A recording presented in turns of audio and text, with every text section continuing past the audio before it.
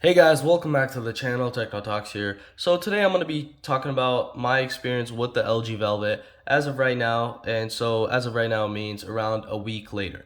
So I've had this device for around 7.5 days, 8 days, and I'm going to be talking about my experience, the things I've liked, the things I've disliked, and what I'd improve on with an LG device. And in the end, I'll go ahead and give my thoughts on if you should purchase this device or if you shouldn't. So let's go ahead and begin. One quick disclaimer is going to be that I haven't been able to use this device outside too much, so I haven't been able to do a lot of camera testing. I did do some at home. I did take some pictures at home, and so I'll be giving y'all my experience from those pictures as of right now. And other than that, that's the only disclaimer I have, but other than that, let's go ahead and begin. So first up, I'd like to talk about the design real quick and how it looks. And so the first thing I'd like to say is this design looks very premium, even though this is a device that is $375 right now. At MSRP, it was a little higher. However, I'm going to be talking about the price right now, and for the $375 to $400 range, this device looks very premium with its glass back, front glass, aluminum sandwich, which looks really premium. So I don't have any dislikes other than it being glossy. So the glossiness does add really nice to the design. It looks really good. The finish looks really nice. However, with having a glossy back, as you might know, you get a lot of fingerprints. Let me go ahead and bring this closer so you can see. As you can see right there, tons of fingerprints right there, which will annoy a lot of people and not annoy some people. However, this does annoy me, especially now that I've gotten used to a matte finish. This does kind of get annoying, and I'd rather have a matte finish than have this glossy design. But as I said, other than that, this design is beautiful and it looks really nice. So front display wise, the design on the front display, we do have a curved panel, an edge panel, as I'd like to say it. Edge panel right here is not, I guess it's not similar to what like the Huawei had. I believe one of their devices had like a really big waterfall, like it would just curve down. However, this is similar to the S10 Plus's edge display. It's a lot more similar. It's not the, I guess, the curviest or like the most curved display, but it does have a little edge right here, which does add to the overall premium feeling, and it's a nice touch to the device.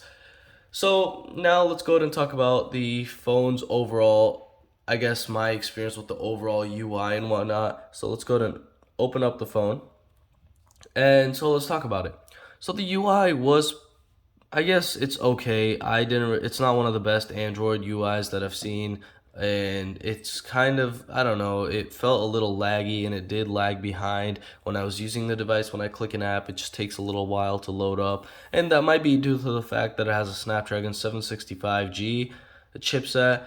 But the thing is, the Google Pixel has it as well, and it's doing perfectly fine with it, and it's really smooth and whatnot. But this device right here, I guess the UI just is a little heavier skin than what most others would have, and so this does, I guess, add to the fact that it's a little laggy.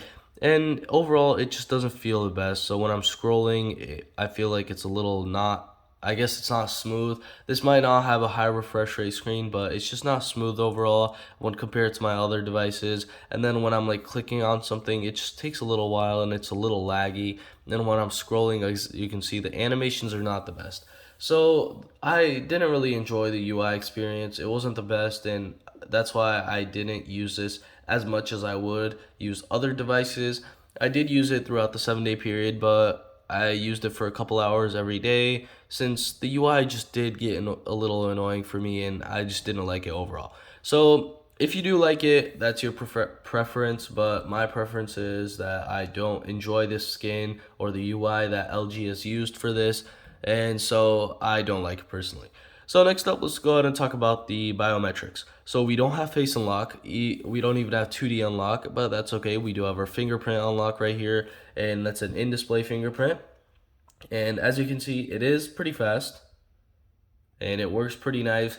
The only thing that I don't really like is the placement. So as you can see, it's like placed a little down low, and that might get annoying for some people, just like it got annoying with the S10 Plus, and a lot of people didn't like that. So on the S20, Samsung did redo where they placed it, and so it would be nice if on their next generation devices, LG went ahead and put it a little higher, so you don't have to strain your thumb as much and bring your thumb down as much, which does tend to start get annoying, and it does strain your thumb if you haven't gotten used to it yet.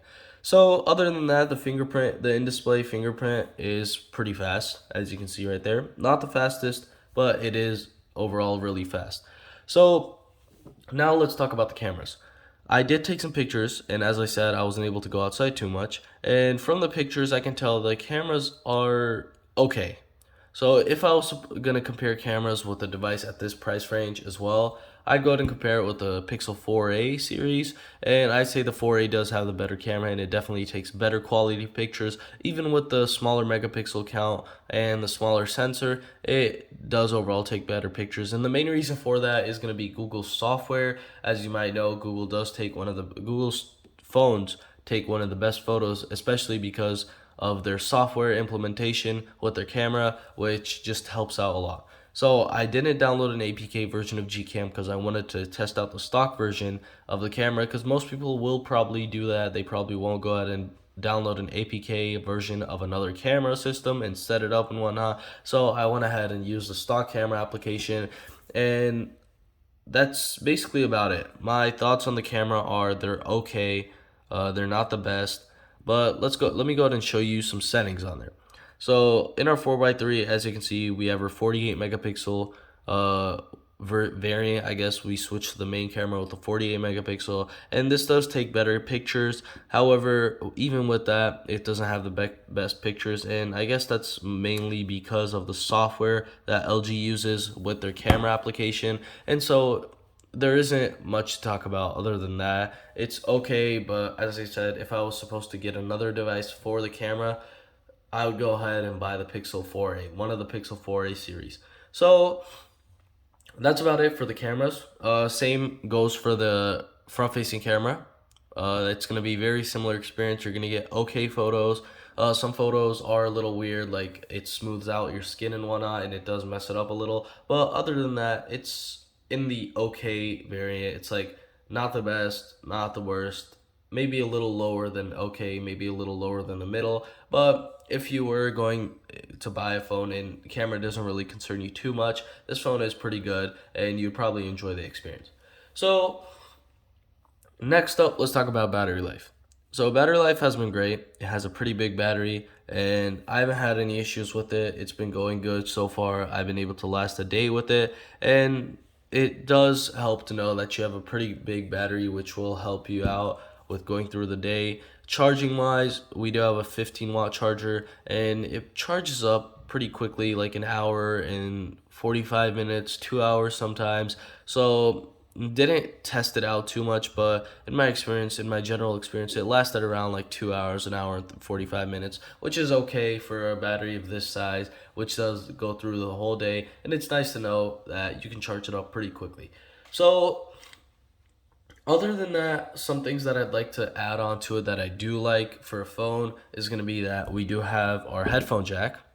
So a headphone jack does help. It does help to know that you have one of those at a price range that is of a budget device.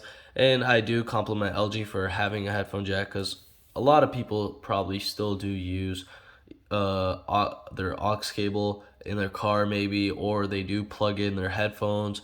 And so it's nice to know that you have a headphone jack, and nowadays it just feels like it's something rare that you find on devices, which when you do find on your device, it feels pretty good and it's a little heartwarming. So now that we're done with all those, I'm going to go ahead and give you all my final decision. Final decision for the price of around $375 to $400 USD. This device is okay. Not the best. I wouldn't say for the price, especially because when this did retail, it was around $700 USD, I believe, $700 to $600, and it failed dramatically. So nobody bought this phone. It just cost too much overall, and for that price range, I'd go ahead and buy a OnePlus 8T maybe.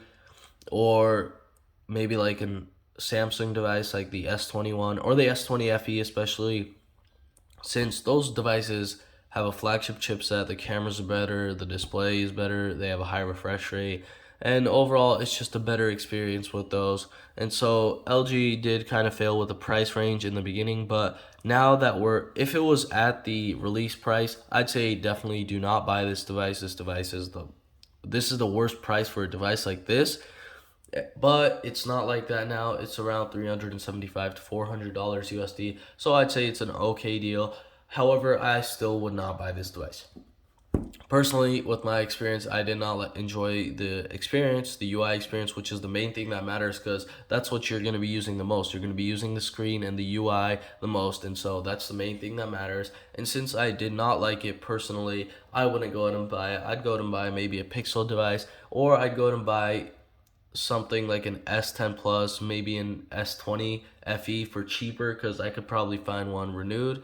Well, let's not go there. I'm not gonna diss it too much. I'm gonna go ahead and say that the Pixel devices would be a better pick for me, and I'd honestly enjoy using it way more than this. So those are gonna be my final thoughts on this device, and basically that's gonna be it for this video. If you enjoyed this video, don't forget to like and subscribe, and see you in the next one.